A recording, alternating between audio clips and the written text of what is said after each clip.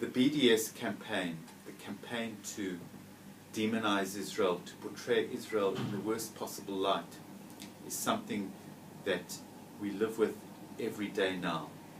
It seems that the media and those who dislike us, the enemies of Israel, find every opportunity to find something to discredit Israel, to portray Israel in a negative light. And of course they do it often with great skill, using all the power of the media in order to do so. They are great spin doctors. And this week's Parashat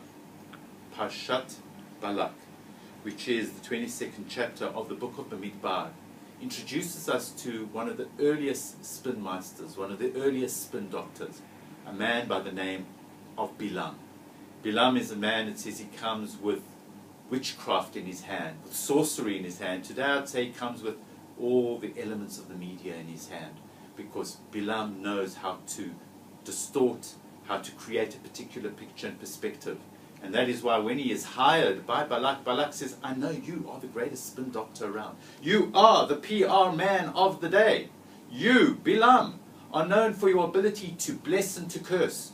Your words, your images send shivers through people when they know Bilam is on the way. And hence, I want to hire you to come along and curse this people of Israel. And he says, because I want to, Balak has a deep fear of the people of Israel.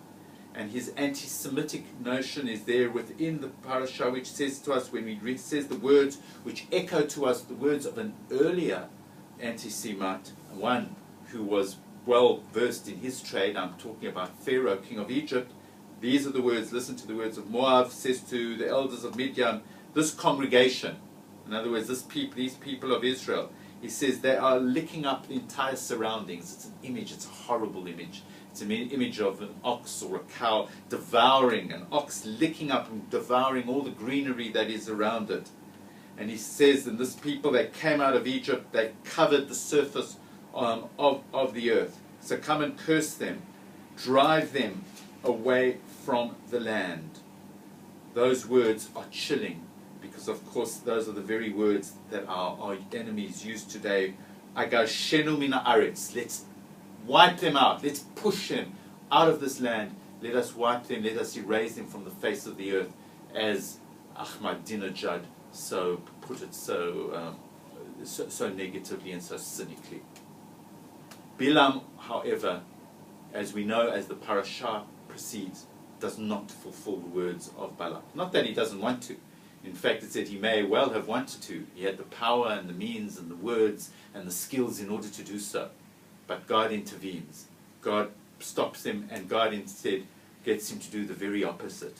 And our hope is that as we face the Bilams of today, as we face the Balaks of today, as we face those anti-Semites today who come out with the same kind of expressions of hatred and wish to drive us into the sea, that once day we will prove to them that we will be clever enough in our use of the media, in our use of the spin doctors, to get them to portray the very opposite image, to see that which is good in Israel, to see that which is positive about Israel, and to present an image of, rather than how awful are your dwelling places of Israel, they will be able to proclaim, Ma tovu alecha Yaakov, how beautiful are your places of worship, are your places of industry, are your places that you live, O Israel, Mishkanotecha Yisrael.